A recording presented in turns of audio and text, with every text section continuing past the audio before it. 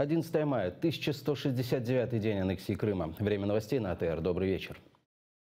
ЕС окончательно одобрил безвизовый режим для Украины. Для ускорения процедуры решение было принято Советом министров сельского хозяйства и рыбалки, заседание которого проводится в четверг, не дожидаясь встречи профильного Совета министров внутренних дел. Церемония подписания этого решения президентом Европарламента и представителем руководства Совета ЕС состоится 17 мая.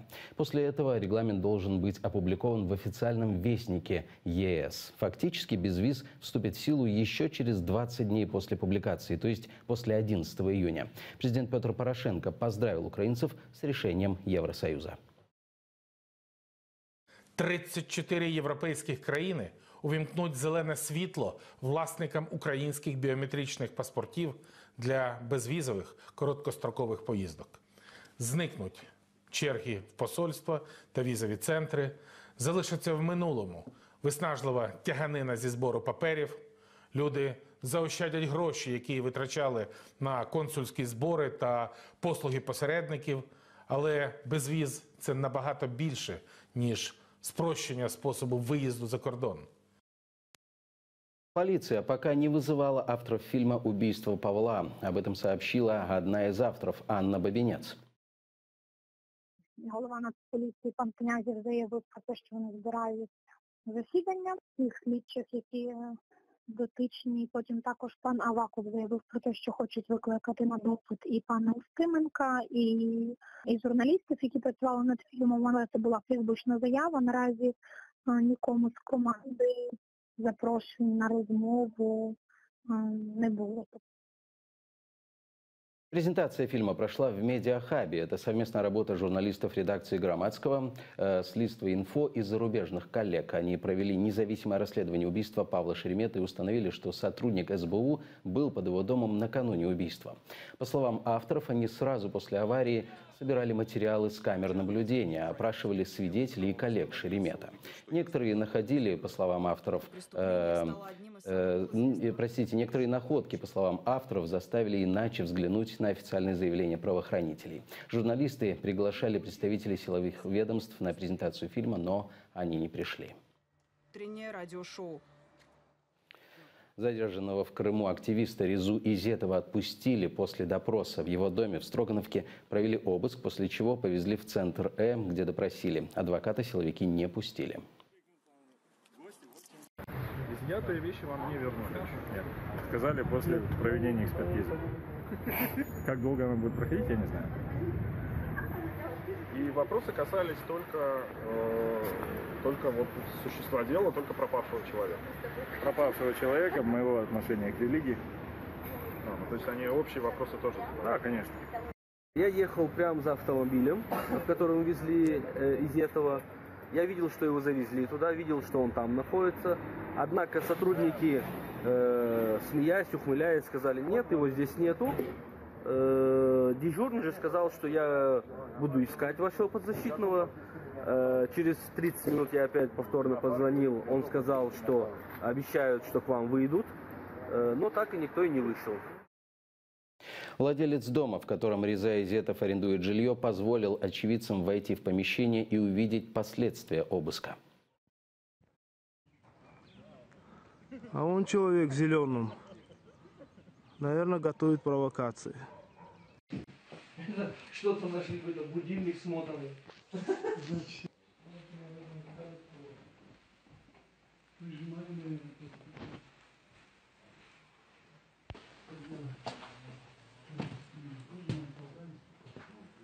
Да, по-любому все шерстили. Сейчас не первый раз. Все, хай. Проукраинские активисты не хотели захватывать парламент Крыма, хотя имели численное преимущество. Об этом заявили свидетели во время заседания Конституционного суда по делу Ахтема Чийгоза. Рустем Халилов и Эдем Мустафаев заявили, что видели Чийгоза, который успокаивал толпу, а также, что виновниками толкотни стали представители пророссийского митинга. Зампредседателя Меджлиса Ахтема Чийгоза обвиняют в организации массовых беспорядков под стенами Верховной Рады Крыма 26 февраля 2014 года.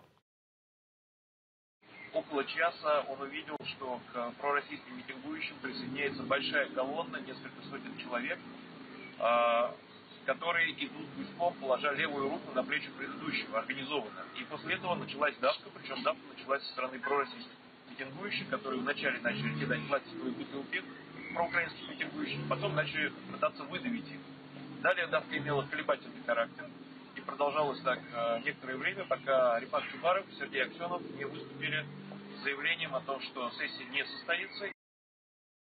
Рабочая группа по изменению статуса Крыма начала работу в Киеве. В нее вошли члены Конституционной комиссии Украины. Они должны подготовить изменения в Конституцию, чтобы автономная Республика Крым стала национальной крымско-татарской автономией. Есть 10-й раздел Конституции Украины, который называется «Автономная Республика Крым».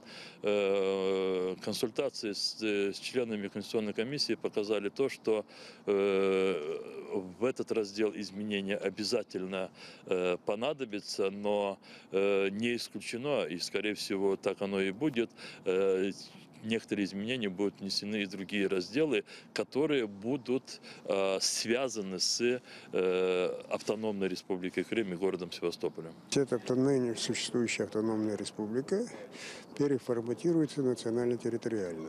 То есть не просто там республика, потому что это там какая-то географическая единица, а потому что там живет коренной народ. Мы очень рассчитывали, что может быть к 18 мая, но явно не успеваем, потому что оно еще не прошло через комитеты.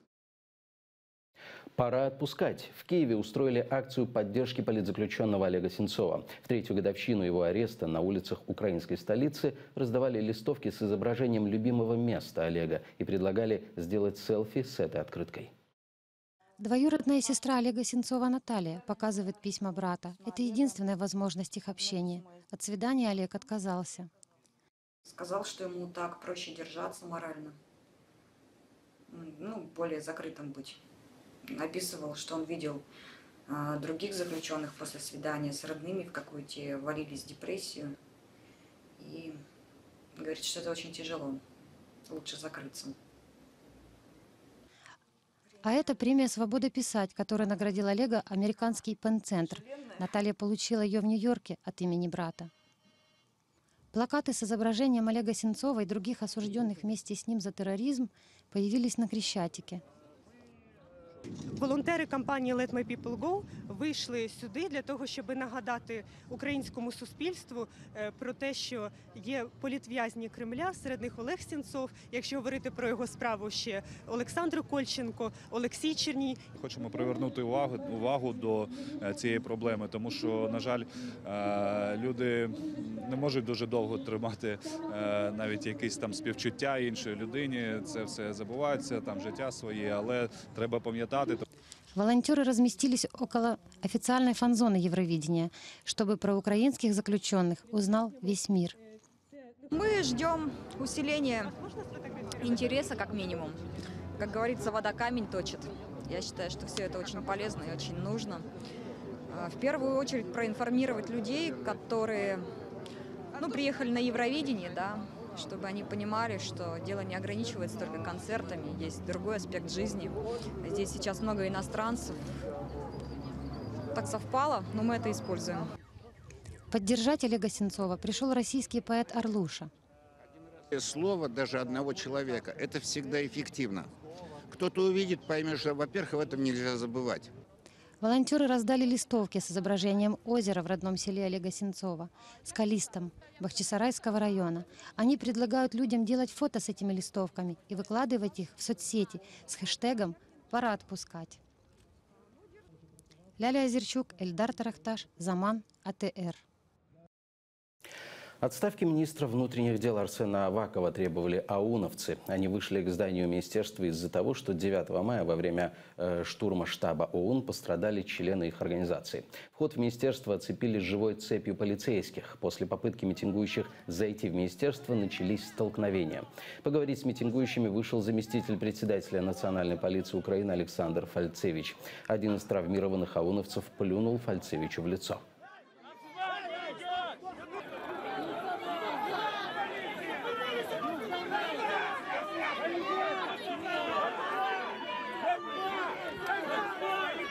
Є постраждання.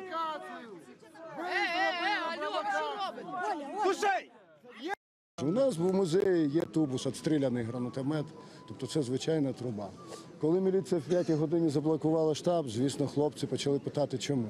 Ну і почали лякати міліцію, що уходьте, дайте нам пройти на Арсеналі. Цього не сталося, гранатомет справді висували. Не знаю, чи ми зможемо щось довести, але зрештою наше завдання хоча б показати суспільству, що відбувається. Чи може бути Міністерство внутрішніх справ з такими керівниками, з такою поліцією. Штурм офиса добровольческого движения ООН министр внутренних дел Арсен Аваков назвал правильным решением. На заседании Кабинета министров он объяснил, почему спецподразделение национальной полиции штурмовало офис организации. 9 мая во время шествия под названием «Бессмертный полк» силовики начали штурмовать офис националистов.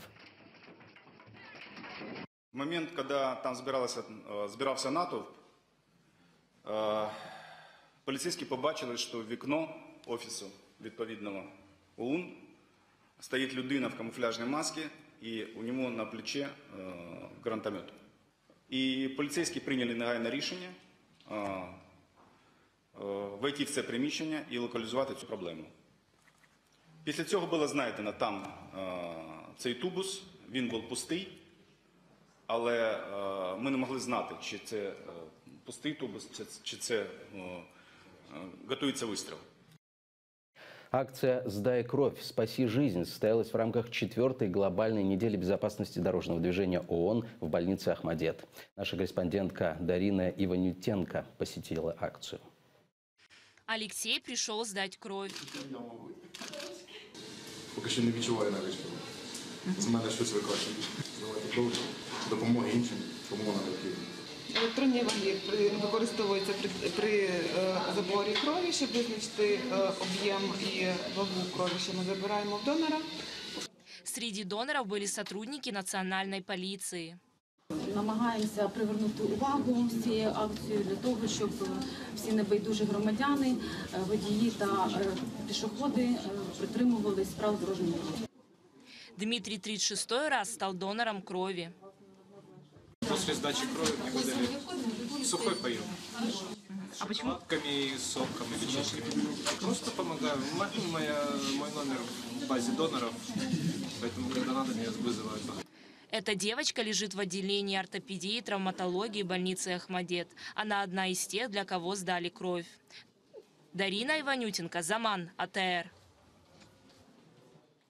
Суд в России приговорил блогера Соколовского к условному сроку. Екатеринбургский суд признал Руслана Соколовского виновным в разжигании вражды и оскорблении чувств верующих и приговорил к 3,5 годам условного заключения за то, что тот ловил покемонов через мобильное приложение Pokemon Go в православном храме. Прокуроры требовали 3,5 года в колонии. Правозащитный центр «Мемориал» признал Соколовского политическим заключенным. Сам Руслан не считает себя виновным и будет подавать апелляцию. Дядечки, я боролся, я доказывал свою невиновность, пытался показать, что я не экстремист. И, как видите, у меня это во многом получилось. Потому что очень многие люди по этой статье реально сидят в тюрьме 5 лет. Из-за того, что кто-то сказал, что эти люди, например, националисты, хотя, по сути, они сами даже националистами никогда не являлись, ни в каких организациях не стояли. Я вот напомню, например, что мне говорили, что якобы у меня экстремизм на почве националистических взглядов. Я ни разу не состоял ни в какой националистической организации, вообще ни разу.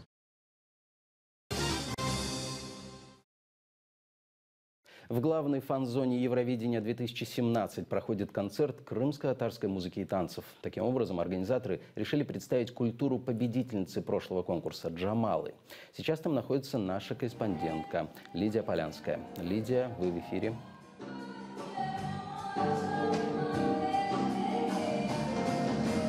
Сейчас мы находимся за кулисами сцены главная фан-зона Евровидения 2017. Послушать крымско-татарскую музыку собралось около уже несколько сотен слушателей.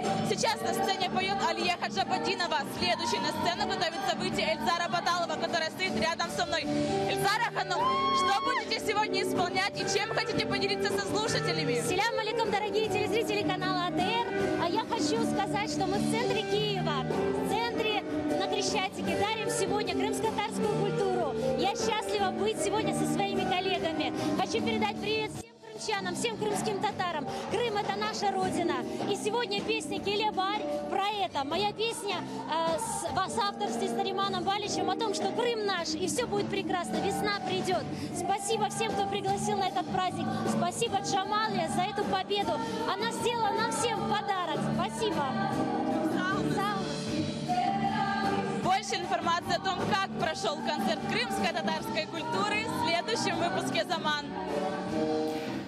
Лида, большое спасибо. Это была Лидия Полянская из главной сцены, главной фан-зоны Евровидения 2017. На этом пока все. Следующий выпуск «Заман» на украинском языке в 20:00. Через несколько минут эфир продолжит программа «Бугун». Илона Довгань поговорит о закулисье Евровидения 2017 с начальником управления туризма КГА Антоном Тараненко.